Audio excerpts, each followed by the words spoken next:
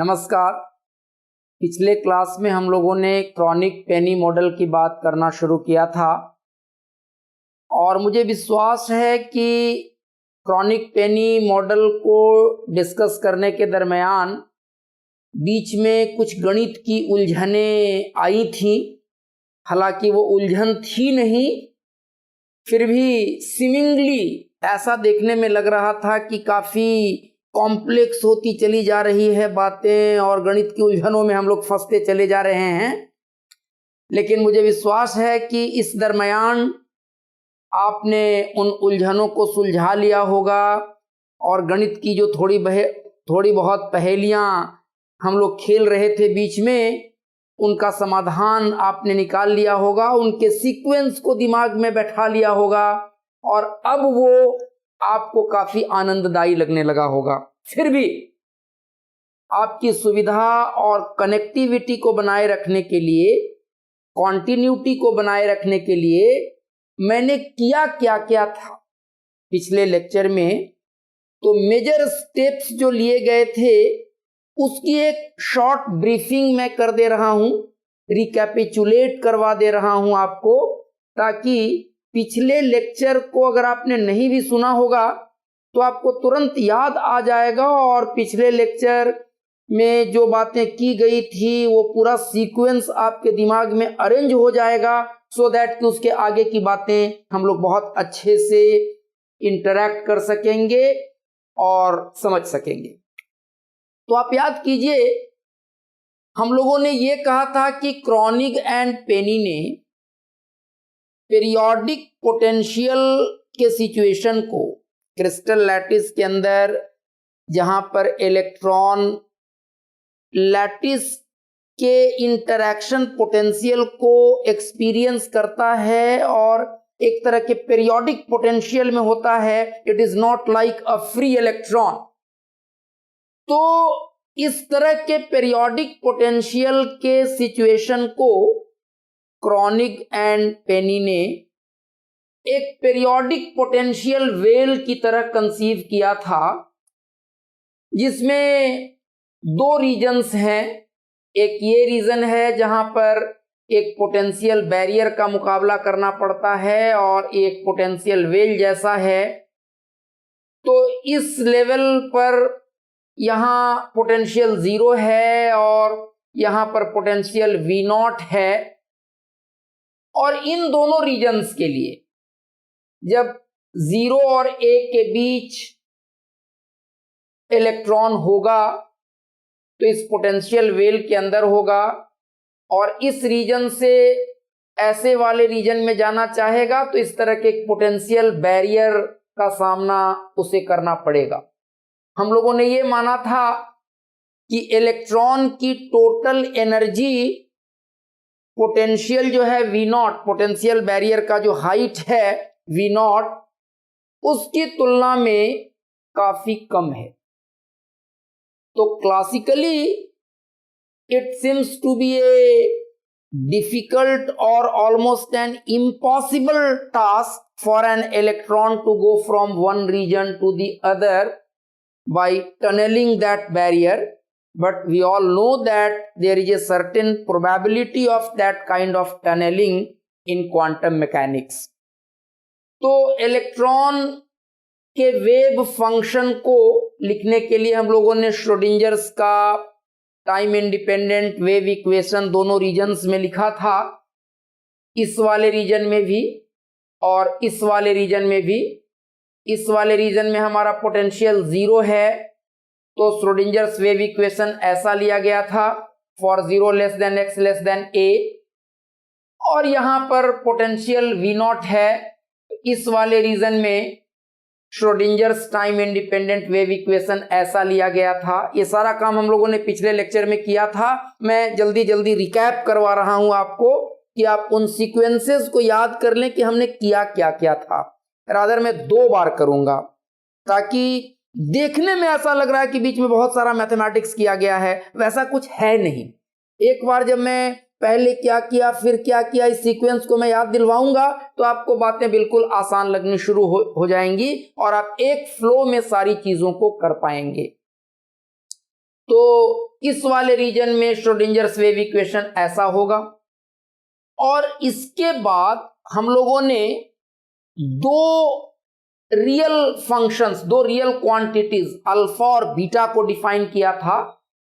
2me upon h cross square, इसको alpha square हम लोगों ने कह दिया था। ये सारा काम कर रहे हैं इक्वेशन को मैथमेटिकली सिंपलर फॉर्म में रखने के लिए, ताकि उसको हम आसानी से उसके सॉल्यूशंस निकाल सकें, उसको स्टैंडर्ड फॉर्म में ला करके, और जो सेकेंड ऑर्डर के डिफरेंशियल इक्वेशन को सॉल्व करने का तरीका होता है उसको लगा करके और इन इक्वेशंस के सॉल्यूशंस हम आसानी से निकाल सकें, उसके लिए सारा मैथमेटिकल मैनिपुलेशन हम लोगों ने किया था। और 2m v0 minus e upon h cross square को हम लोगों ने बीटा स्क्वेयर कहा था।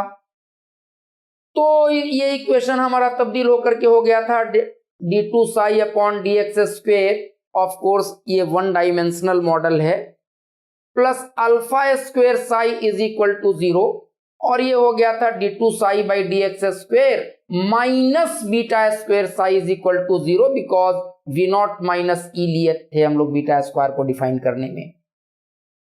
और उसके बाद हम लोगों ने ये कहा था कि चूंकि पोटेंशियल पीरियोडिक है, और क्रॉनिक एंड पेनी ने भी कहा कि इसको हम लोग periodic distribution of potential wells की तरह ले सकते हैं, having a periodicity of a plus B.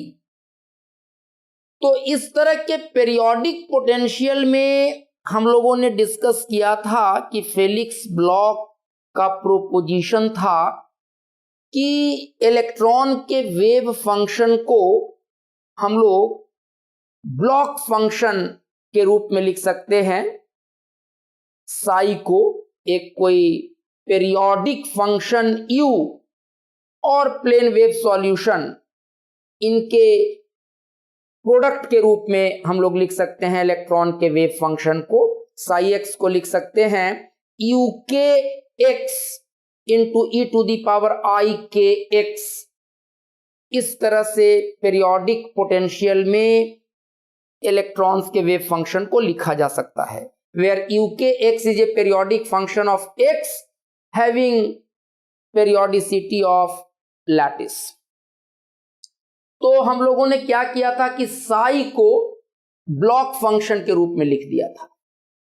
जहां जहां साई है वहां वहां उसकी जगह पर u k as a function of x times e to the power i k x ऐसा ले लिए, और d2 psi by dx square निकाल करके इस इक्वेशन में भी और इस इक्वेशन में भी रख दिए, और साई के जगह पर वही u k x into e to the power i k x को रख करके, और इन दोनों इक्वेशंस को सिंप्लीफाई किए।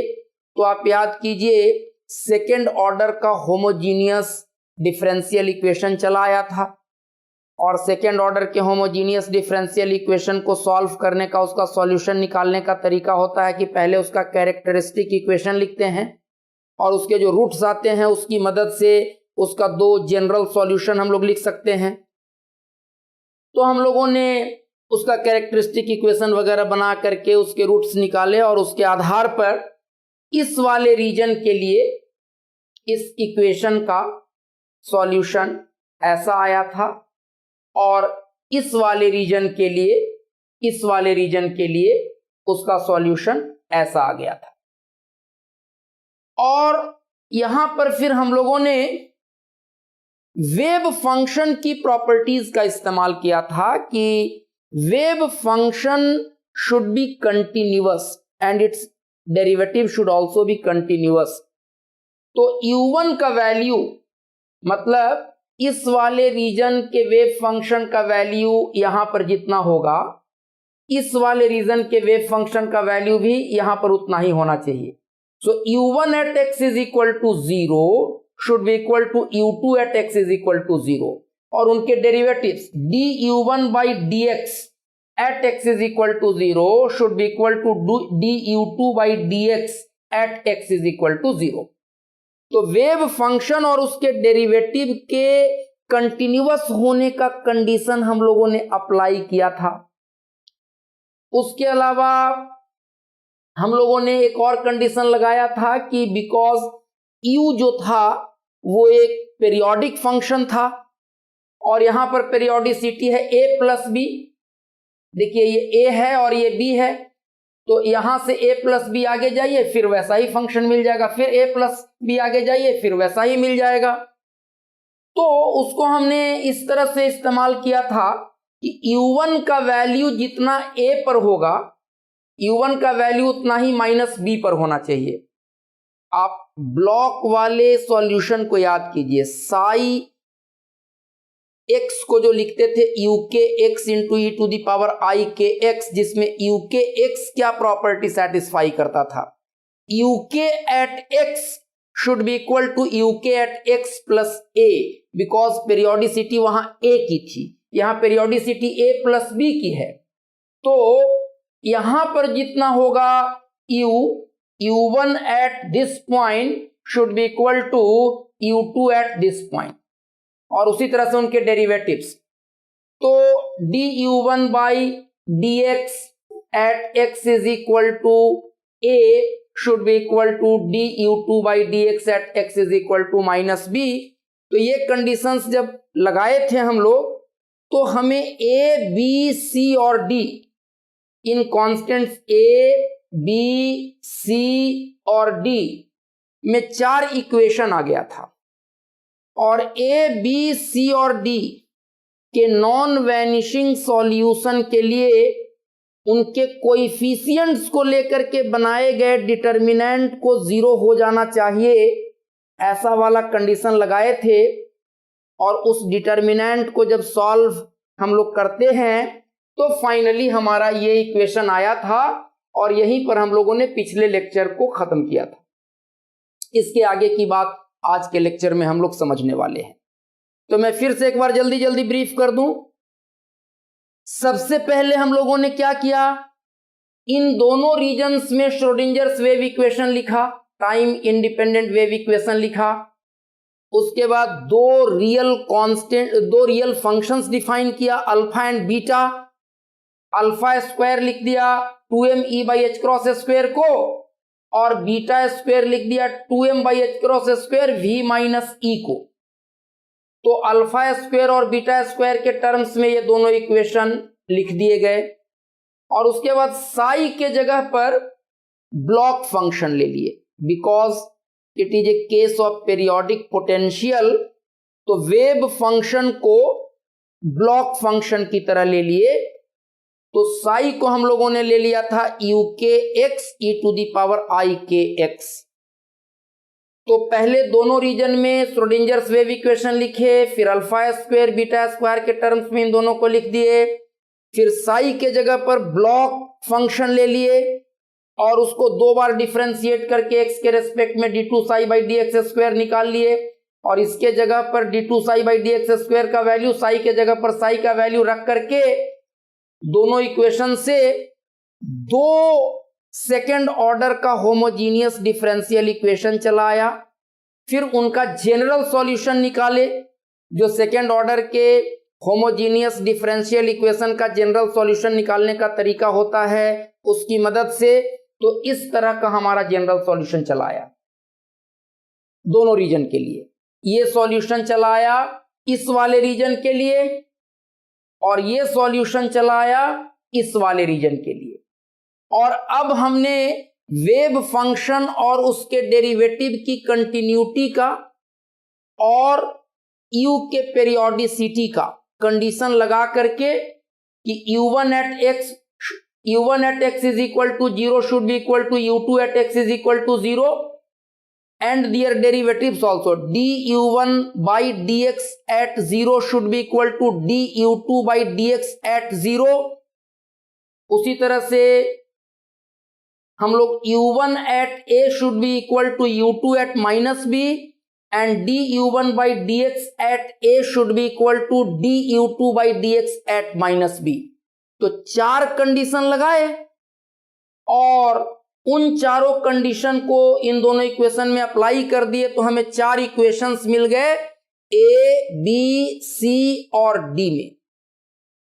और ए बी सी और डी के नॉन वैनिशिंग सॉल्यूशन के लिए उनके कोएफिशिएंट्स को लेकर के बनाए गए डिटर्मिनेंट को 0 से इक्वेट कर दिए तो ऐसा इक्वेशन आ गया। तो इतना काम हम लोगों ने पिछले क्लास में किया था। तो हमारा फाइनली सॉल्यूशन क्या आया था इतना करने के बाद, beta square minus alpha square by 2 alpha beta sine hyperbolic beta b sine alpha a plus cos hyperbolic beta b cos alpha a is equal to cos k times a plus b. थोड़ा सा मैं आपको hint कर दूं ये hyperbolic function क्या होता है। वैसे आप अपने मैथमेटिक्स के कोर्स में बीएससी के लेवल में हाइपरबोलिक फंक्शंस ट्रिगोनोमेट्री में पढ़ा होगा। देखिए, अगर एक एक्सिस पर हम लोग साइन एक्स प्लॉट करें और एक एक्सिस पर कॉस एक्स प्लॉट करें तो देखिए तो कैसा मिलेगा। साइन एक्स का कॉस एक्स के साथ graph for different values of x. X is equal to 0 degree पर साइन तो 0 हो जाएगा और कॉस 0 डिग्री 1 हो जाएगा। ओके, एक्स 0 पर अगर एक्स का वैल्यू कुछ भी आर्बिट्ररीली हम ले लेते हैं 30 डिग्री ले लेते हैं, तो एक्स का वैल्यू अगर 30 डिग्री ले लेंगे तो साइन 30 डिग्री हाफ होगा और कॉस 30 डिग्री √3/2 होगा। तो ऐसा कुछ आ जाएगा। अब ये कितना है हाफ, ये कितना है √3/2, तो ये कितना हो जाएगा। देखिए तो ये राइट एंगल ट्रायंगल बन गया क्या, √1/4 प्लस 3/4 4/4 1। तो x 30 डिग्री ले लेंगे तो sine 30 degree half cos 30 degree √3/2 ऐसा कुछ आ जाएगा। उसी तरह से 45 डिग्री ले लेंगे तब भी कुछ आ जाएगा, लेकिन सब का वैल्यू 45 डिग्री अगर ले लीजिएगा तो ये भी 1/√2 ये भी 1/√2, तो दोनों का रिजल्टेंट हो जाएगा √1/√2 का स्क्वायर प्लस 1/√2 का स्क्वायर, वो भी 1 आ जाएगा। तो x के अलग अलग वैल्यूज के लिए प्लॉट अगर करेंगे हम लोग इसको तो 1 रेडियस का एक सर्कल मिल जाएगा। जैसे x is equal to 90 degree पर साइन 91 हो जाएगा, कॉस 0 हो जाएगा, तो 0 1 यहां पे आ जाएगा। और इसीलिए इसको सर्कुलर फंक्शन बोलते हैं। साइन एक्स कॉस एक्स को ट्रिगोनोमेट्री में यूजुअली सर्कुलर फंक्शंस बोलते हैं। और टेलर्स एक्सपेंशन आपको याद होगा, साइन एक्स का टेलर्स एक्सपेंशन कैसा होता है, x minus x square by factorial 3 plus x Q by factorial 3 plus x5 by factorial 5 minus x7 by factorial 7। हो सकता है ये मुझे गड़बड़ भी याद हो, आप वेरीफाई कर लेंगे। उसी तरह से cos x क्या होता है 1 minus x square by factorial 2 plus x4 by factorial 4 minus x6 by factorial 6 and so on ऐसा होता है। ठीक इसी तरह से जैसे ये ट्रिगोनोमेट्रिक रेशियोज हैं, साइन हाइपरबोलिक x और कॉस हाइपरबोलिक x भी इसी तरह के ट्रिगोनोमेट्रिक रेशियोज हैं।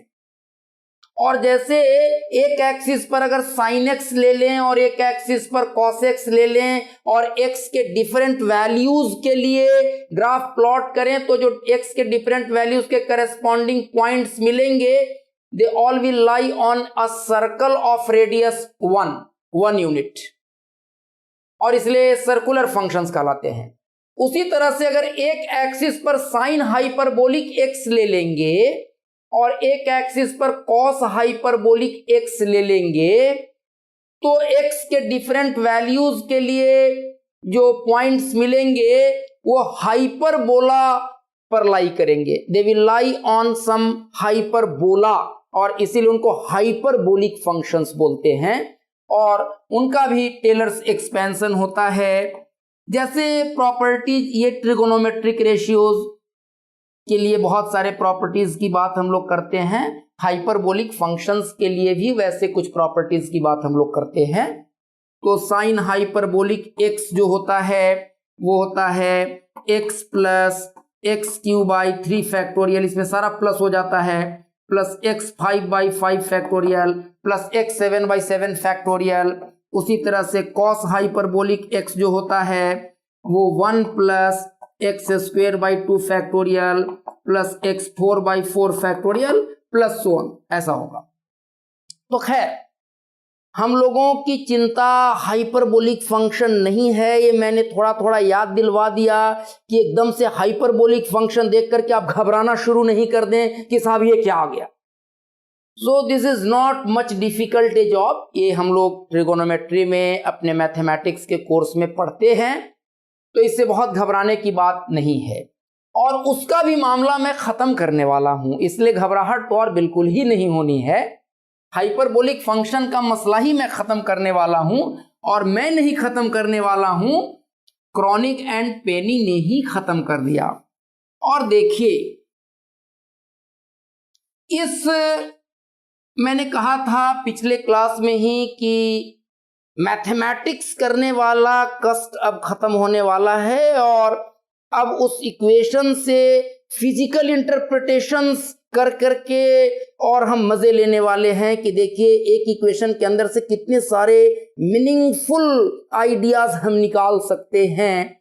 और एक मैथमेटिशियन के लिए ये सिंपली एक इक्वेशन हो सकता है, हमारे लिए एक मीनिंगफुल इक्वेशन है जिसके अंदर बहुत सारे फिजिकल इंफॉर्मेशंस पैक्ड हैं, और एक एक करके उन इंफॉर्मेशंस को डिसिफर करवाने की कोशिश हम लोग करेंगे। और वही प्लेजर है फिजिक्स करने का।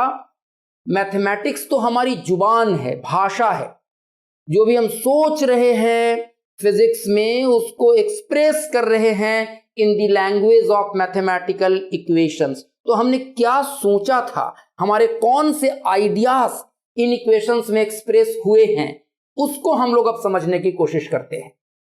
तो इस इक्वेशन को मैथमेटिकली कन्वीनियंट फॉर्म में प्लेस करने के लिए, लिखने के लिए, क्रॉनिक एंड पेनी ने एक ऐसे सिचुएशन से इसको अप्रॉक्सीमेट किया जहां हमारा पोटेंशियल फंक्शन एक डेल्टा फंक्शन हो जाता है। So to write the above equation, most probably equation number 13 आया था। आप पिछले लेक्चर में, जहां तक मुझे याद है कि ये 13 आया था, आप एक बार पिछले लेक्चर से देख लेंगे, और इक्वेशन का नंबर आगे पीछे हो उससे कोई फर्क नहीं पड़ता है। यहां पर इक्वेशन 13 से हम लोग इस वाले इक्वेशन को रेफर कर रहे हैं जो पिछले लेक्चर के एंड में हम लोग डिराइव करके लाए थे। So to write this equation in more convenient a form, in more convenient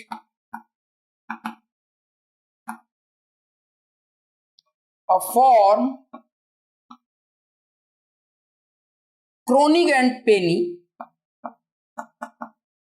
Kronig and Penney approximated or conceived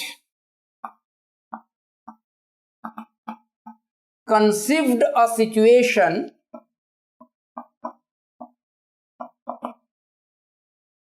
when potential function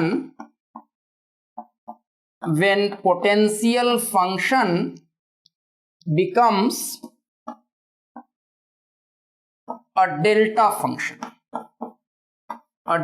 function,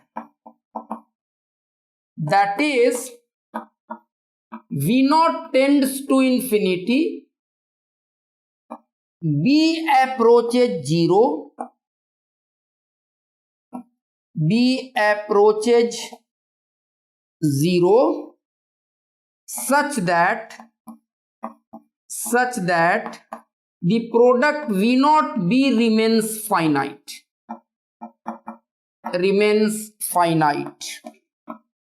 Product V naught B remains finite.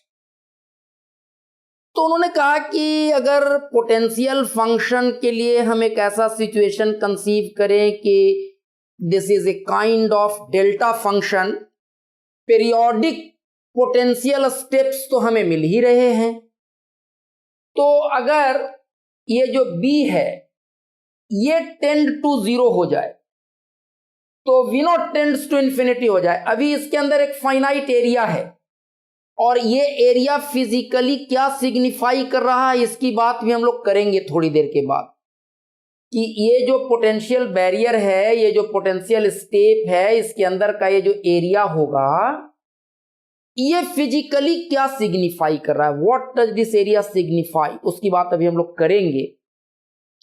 So this area remains fixed, this area remains constant and finite, but it may be approximated to be just like a delta function कि v not infinity को tend करे जब b 0 को tend करे, इस तरह से कि v नॉट और b का प्रोडक्ट फाइनाइट रह जाए। ऐसे फंक्शंस को हम लोग डेल्टा फंक्शन बोलते हैं और क्वांटम मैकेनिक्स में डेल्टा फंक्शंस का इस्तेमाल बहुत जगहों पर हम लोग किया करते हैं। तो अगर ये अप्रोक्सीमेशन हम लोग इस वाले इक्वेशन में यूज करें तो क्या हो जाएगा, b tends to 0, so this angle will tend to 0। तो वैसे केस में अगर थीटा बहुत स्मॉल रहता है तो sine theta nearly equal to theta हो जाता है। If theta is very very small then sine theta is nearly equal to theta. Okay, so what will happen, sin hyperbolic beta b ये nearly equal to beta b हो जाएगा, और जब theta बहुत small रहता है तो cos थीटा को नियरली इक्वल टू 1 ले लेते हैं, तो cos बीटा b या cos hyperbolic beta b it will tend to 1।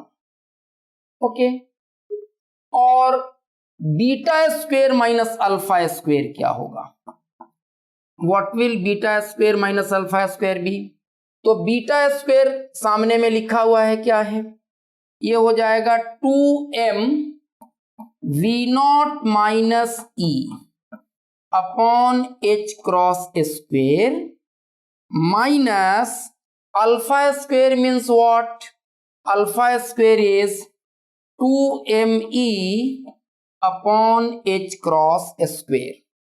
Okay, so ये कितना हो जाएगा, आप देखें 2m upon h cross square अगर कॉमन ले लें तो v नॉट माइनस e, तो ये हो जाएगा 2m upon h cross square v naught minus 2 times e, ऐसा चलाएगा। ठीक है, अब जरा हम लोग इसको मिटाते हैं, इन चीजों को हम लोग इरेज कर देते हैं to just make some space, and what do we get, let us see what do we get. तो देखिए यहां पर V naught is much larger as compared to E, the energy of electron. So V naught is taken to be much larger than E. So we may take V naught minus 2E to be nearly equal to V naught. ये approximation हम लोग कर सकते हैं। So what does this become? Beta square minus alpha square का value आ जाएगा v naught minus 2e को हम लोग नियरली v नॉट अगर ले लेंगे तो beta square minus alpha square को लिख सकते हैं 2m v naught upon h cross square, ये हो गया beta square minus alpha square, और बाय 2 अल्फा बीटा, और साइन हाइपरबोलिक बीटा बी को लिख देंगे beta b sine alpha a, plus cos hyperbolic beta b will be 1, तो ये बच जाएगा cos alpha a, and b tends to 0 if we are considering v naught to be a delta function, तो v naught tend to infinity होगा when b approaches 0, तो अगर b 0 को approach करेगा तो a plus b will be nearly equal to a, so this will be equal to cos k a। तो ये जो इक्वेशन है अब ऐसे इक्वेशन में तब्दील हो गया, beta and beta cancels out, 2 and 2 cancels out, और हम लोग अब क्या करते हैं कि ऊपर न्यूमरेटर और डिनोमिनेटर दोनों को a से मल्टीप्लाई कर देते हैं इस वाले टर्म में। तो अगर न्यूमरेटर को भी a से मल्टीप्लाई कर देंगे, डिनोमिनेटर को भी a से मल्टीप्लाई कर देंगे, कोई फर्क नहीं पड़ेगा। So what do we get? That implies m v naught a b upon h cross square alpha a sine alpha a plus cos alpha a is equal to cos k a, ऐसा आ जाएगा। और यहां पर हम लोग एक नया term define करते हैं।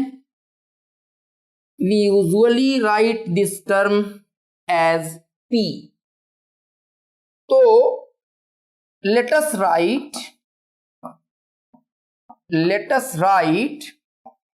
m v naught a b upon h cross square to be equal to p.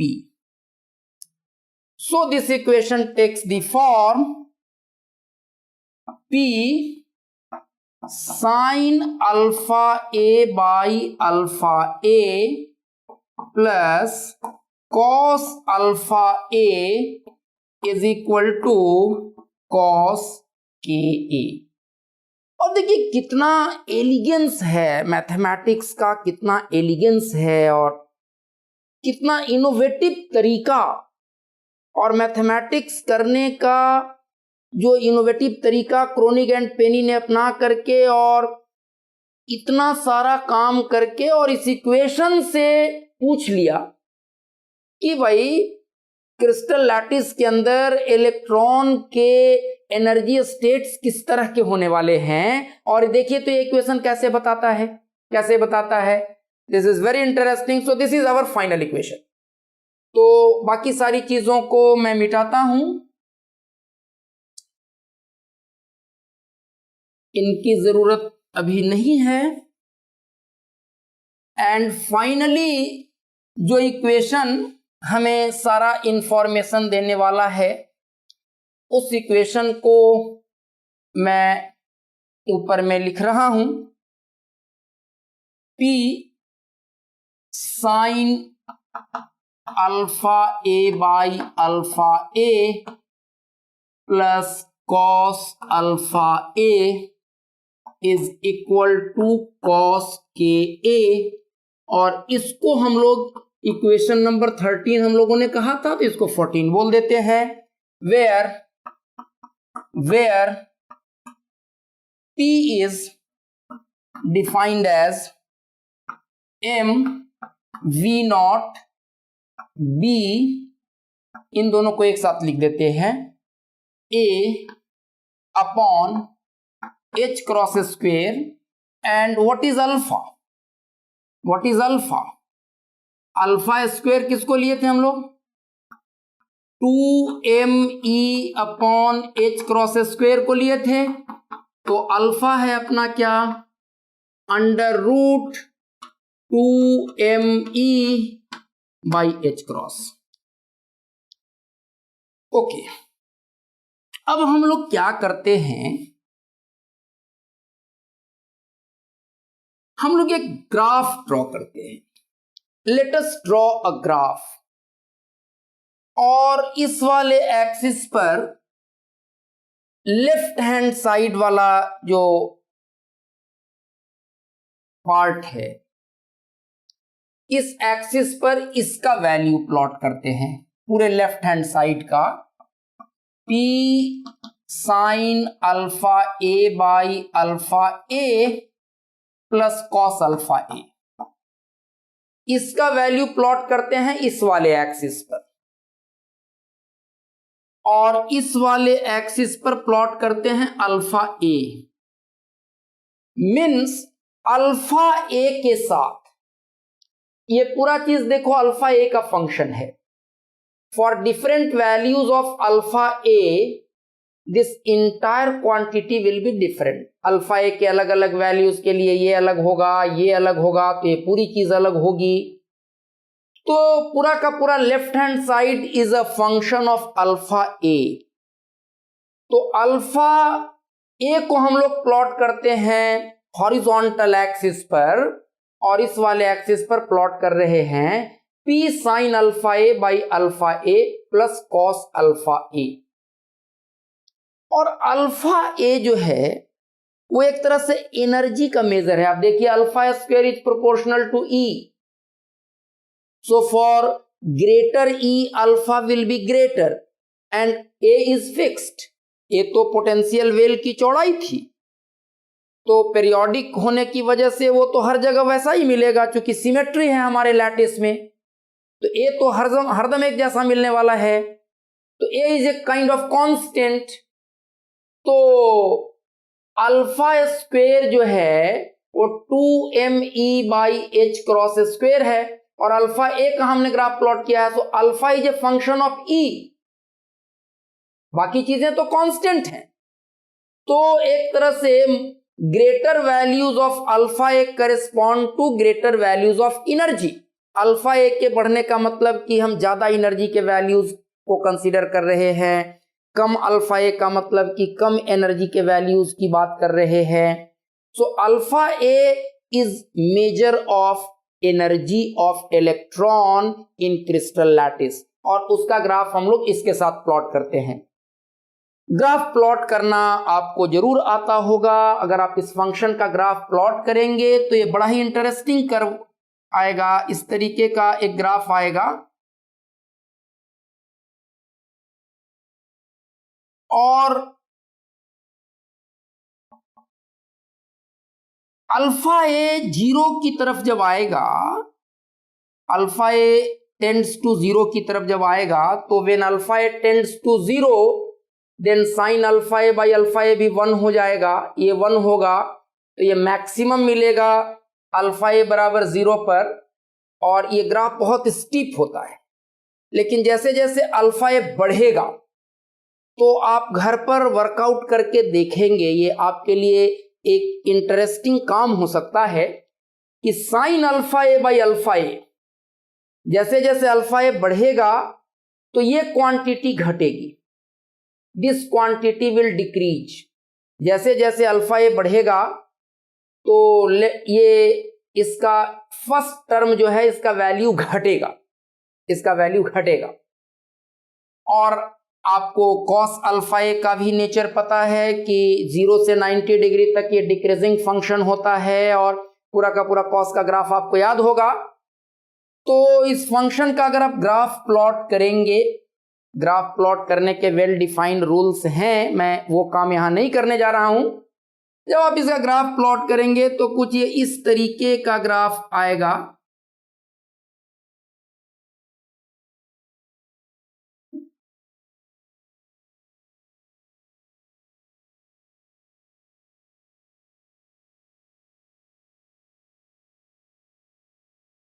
इस तरीके का ग्राफ आएगा दोनों तरफ, दोनों तरफ। इधर भी कुछ वैसा ही आएगा,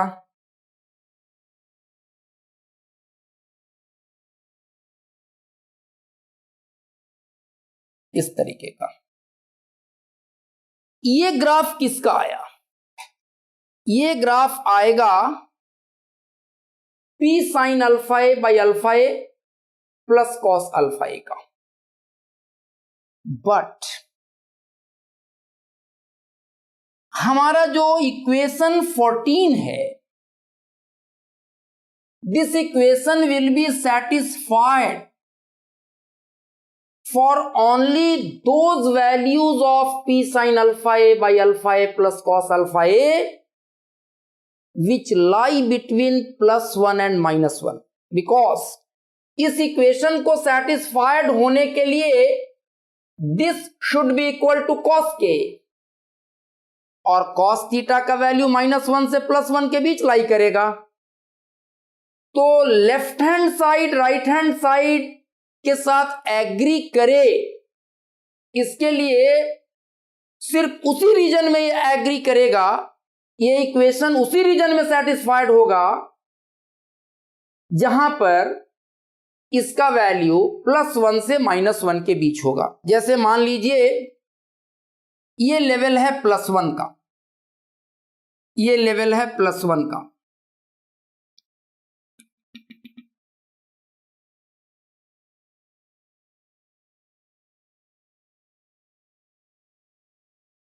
देखेंगे यहां से बहुत सारी चीज हम लोग सीखने वाले हैं।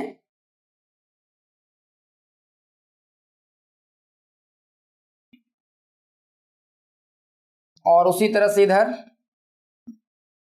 ये है +1 और -1 भी वैसा ही होगा।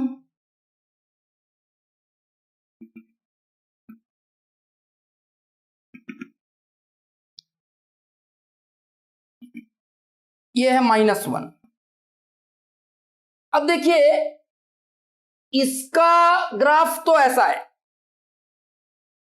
मतलब लेफ्ट हैंड साइड में जो क्वांटिटी है उसका वैल्यू बहुत सारे अल्फा ए पर +1 से ज्यादा भी है, -1 से कम भी है। So for all values of alpha A, left hand side is not necessarily between +1 and -1। इसका वैल्यू उससे ज्यादा भी है, ओवरलैप उसके ऊपर और नीचे भी जा रहा है इसका वैल्यू। लेकिन ये इक्वेशन तो तभी सेटिस्फाइड होगा, या इस ग्राफ के उसी रीजन में ये इक्वेशन सेटिस्फाइड होगा, ग्राफ के जिस रीजन में इसका वैल्यू +1 से -1 के बीच लाई करेगा। इसके साथ एग्री करने के लिए इसने क्या इंफॉर्मेशन दे दिया, क्या इंफॉर्मेशन दे दिया? इसका मतलब यह है कि देखिए ग्राफ का ये वाला रीजन तो उसमें लाई कर नहीं रहा है। लेफ्ट हैंड साइड का जो ग्राफ है अल्फा ए के साथ, वो सिर्फ यहां से यहां के बीच +1 से -1 के बीच है। मतलब एनर्जी का ये वाला वैल्यू, ये एनर्जी है, तो एनर्जी का ये वाला रेंज अलाउड है इलेक्ट्रॉन्स को। फिर ये अलाउड नहीं होगा बिकॉज ये हमें सॉल्यूशन नहीं दे रहा है। हमारा सॉल्यूशन वही होगा, ये इक्वेशन तभी सेटिस्फाइड होगा जब इसका वैल्यू +1 से -1 के बीच लाई करे। ये +1 से -1 के बाहर चला गया, सो एनर्जी का यहां से यहां तक का वैल्यू अब हमारे लिए अलाउड नहीं है। यहां से यहां तक का वैल्यू अलाउड है, ये वाला वैल्यू अलाउड है, बट अब ये अलाउड नहीं है। और फिर यहां से यहां तक का जो एनर्जी होगा वैल्यू, वो अलाउड हो जाएगा बिकॉज उसमें +1 से -1 के बीच इसका ग्राफ का पोर्शन लाई कर रहा है। फिर ये हमें अलाउड नहीं है, दिस इज नॉट अलाउड, क्योंकि ये +1 के बाहर चला गया। फिर ये वाले रीजन में ये +1 से -1 के बीच है, सो this is allowed, again this is not allowed, again this is not allowed, this is allowed. उसी तरह से इधर, उसी तरह से इधर, मीन्स ये कि ये अलाउड एनर्जी है, ये हमारा अलाउड रीजन है, ये हमारा अलाउड रीजन है, ये हमारा अलाउड रीजन है, और बीच में ये फॉरबिडन रीजन्स हैं। ये अलाउड है, ये अलाउड है, और बीच बीच में ये फॉरबिडन रीजन्स हैं। So what inference we can draw from here. एक चीज और, इस ग्राफ का जो हाइट है वो जैसे जैसे अल्फा ए बढ़ रहा है, आप देख सकते हैं इसका हाइट घटते जा रहा है।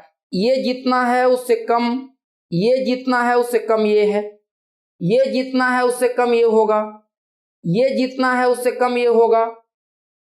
और इसीलिए देखिए +1 के ऊपर का जो ये पोर्शन है ये कम होते चला जा रहा है, इससे कम ये है। तो जैसे जैसे अल्फा ये बढ़ता चला जा रहा है, ये भी कम होता चला जा रहा है, ये भी कम होता चला जा रहा है, और ये ग्राफ कुछ इस तरीके का होगा। और इस ग्राफ का सिर्फ वो वाला पार्ट जो +1 से -1 के बीच लाई करेगा वो अलाउड वैल्यू ऑफ एनर्जी हमें देगा।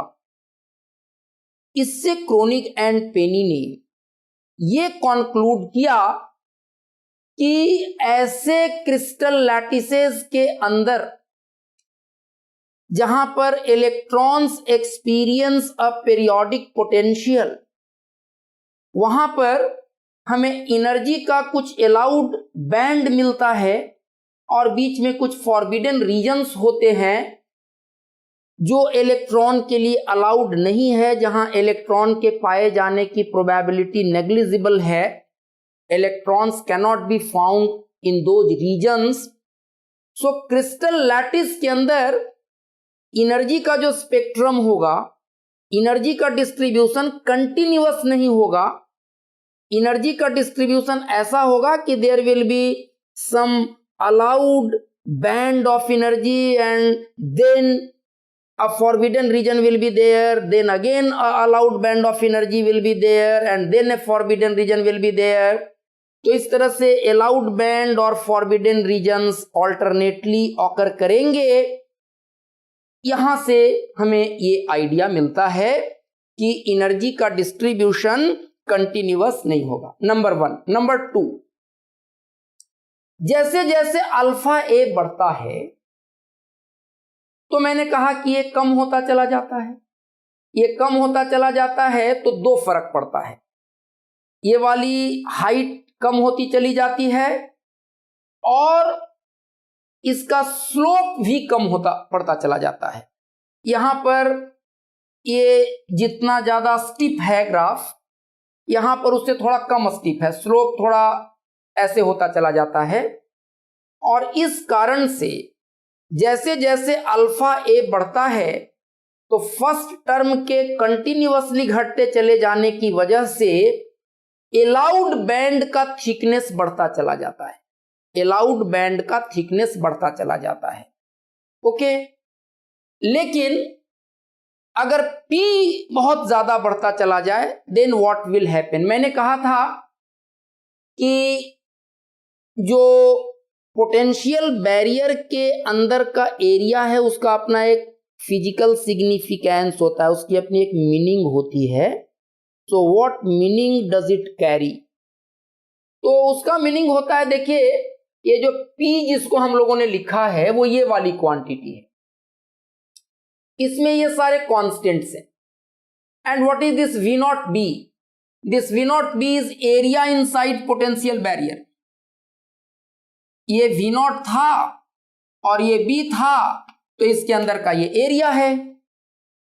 और P जितना ज्यादा होगा मतलब इस पोटेंशियल बैरियर के अंदर का एरिया उतना ज्यादा होगा, और P का ज्यादा होना यह सिग्निफाई करता है कि कोई भी इलेक्ट्रॉन पोटेंशियल वेल में बहुत ज्यादा स्ट्रांगली बाउंड है।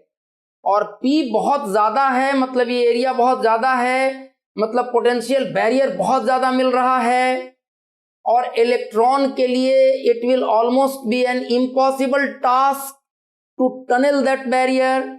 सो electron will be remained in a potential electron will remain in a potential box of atomic dimension। तो इस तरह का सिचुएशन मिलेगा। और देखिए when p tends to infinity, अगर p इंफिनिटी को टेंड करेगा तो क्या होगा, ये कब इंफिनिटी को टेंड करेगा, जब v नॉट इंफिनिटी को टेंड करेगा और b जीरो को टेंड करेगा। तो जब p इंफिनिटी को टेंड करेगा तो वैसे केस में अगर दिस टेंड्स टू इंफिनिटी, तो इस इक्वेशन का एक वैलिड सॉल्यूशन मिलने के लिए क्या होना चाहिए, राइट हैंड साइड तो फाइनाइट है, cos k तो +1 से -1 के बीच ही होना है, वो तो +1 से ज्यादा और -1 से नीचे कभी जाएगा ही नहीं जाएगा। cos k का वैल्यू तो +1 से -1 के बीच ही होना है, so right hand side is finite. तो लेफ्ट हैंड साइड को फाइनाइट होना पड़ेगा। और अगर ये इंफिनिटी की ओर टेंड करेगा तो साइन अल्फा ए को 0 की ओर टेंड करना पड़ेगा। मतलब अल्फा ए 0 की ओर टेंड करे, p इंफिनिटी की ओर टेंड करे, then what happens, if p tends to infinity, if p tends to infinity, अगर p इंफिनिटी को टेंड कर रहा है, इसका मतलब है कि p का बड़ा वैल्यू ये बता रहा था कि इलेक्ट्रॉन किसी पोटेंशियल वेल में कितना स्ट्रांगली बाउंड है। तो p अगर इंफिनिटी को टेंड करेगा तो वो बहुत ज्यादा स्ट्रांगली बाउंड है, उसको बहुत बड़े पोटेंशियल बैरियर का सामना करना है, तो वो ऑलमोस्ट एक पोटेंशियल बॉक्स के अंदर में ट्रैप्ड होगा और वो पोटेंशियल बॉक्स एटॉमिक डायमेंशन का होगा। ऐसे हालात मिलने वाले हैं। तो if p tends to infinity, then for equation 14 to hold, for equation 14 to hold, what should happen, sin alpha a should be 0, means ये 0 कब होता है, जब साइन का आर्ग्यूमेंट पाई का इंटीग्रल मल्टीपल होता है, where n is 0 1 2 3 4। So alpha a is n pi, alpha square a square is n square pi square, that implies alpha square is what, 2me by h square, a square is n square pi square, that implies E is equal to En is equal to n square pi square h cross square upon 2m a square। ऐसा आ जाएगा। कब कब, जब p tends to infinity होगा तब। और ये energy level of A particle in a constant potential box of atomic dimension है। दिस रिप्रेजेंट्स, मतलब कि अगर p इनफाइनाइटली लार्ज होता चला जाएगा तो एनर्जी बैंड का थिकनेस इतना कम हो जाएगा कि इट विल टेंड टू 0। मैंने कहा p इनफाइनाइटली लार्ज होगा जब अल्फा ए 0 की ओर टेंड करेगा। तो हम लोग बोल रहे थे कि अगर अल्फा ए बढ़ेगा तो अलाउड एनर्जी बैंड का थिकनेस बढ़ेगा, लेकिन अगर अल्फा ए 0 की ओर टेंड करेगा तो अलाउड एनर्जी बैंड का थिकनेस घटेगा। और when alpha a tends to 0, p tends to infinity, then वो एक एनर्जी लेवल जैसा, डिस्क्रीट एनर्जी लेवल जैसा हो जाएगा। एक एटम के अंदर में जैसा एक डिस्क्रीट एनर्जी लेवल होता है उस तरीके का वो हो जाएगा। So this represents energy level of a finite potential box of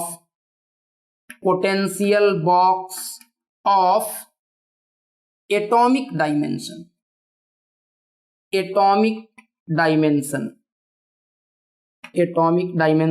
और ये एक्सपेक्टेड था, क्योंकि जब P बहुत लार्ज हो जाएगा तो tunneling through barrier almost impossible हो जाएगा, वो पॉसिबल नहीं हो पाएगा और पोटेंशियल बॉक्स के अंदर इलेक्ट्रॉन ट्रैप्ड रहेगा, एक एटॉमिक डायमेंशन के पोटेंशियल बॉक्स के अंदर, और उसकी एनर्जी फिर क्वांटाइज्ड रहेगी और उन क्वांटाइज्ड स्टेट्स के एनर्जी लेवल है जो पोटेंशियल बॉक्स में हम लोग पढ़ते हैं।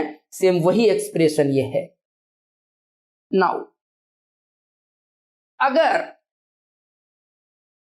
अगर हम लोग कहें कि P टेंड्स टू 0, P अगर 0 की तरफ जाएगा, P अगर 0 की तरफ टेंड करेगा, then what will happen? P किस चीज का मेजर था?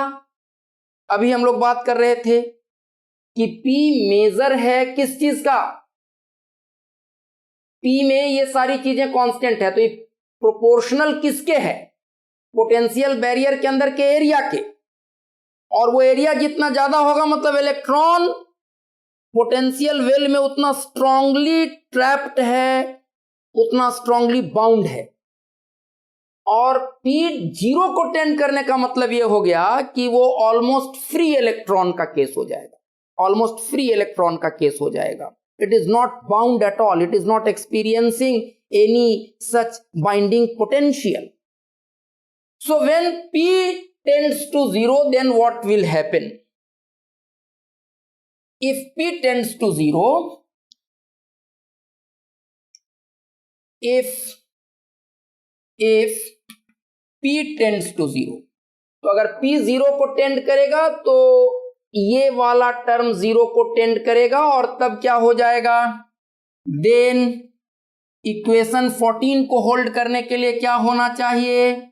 cos alpha a should be equal to cos k ए, और इसका एक जनरल सॉल्यूशन आप ले सकते हैं, alpha a is equal to k a, तो alpha square is equal to k square, तो 2me by h cross square is equal to k square, that implies E is equal to h cross square k square by 2m, and it is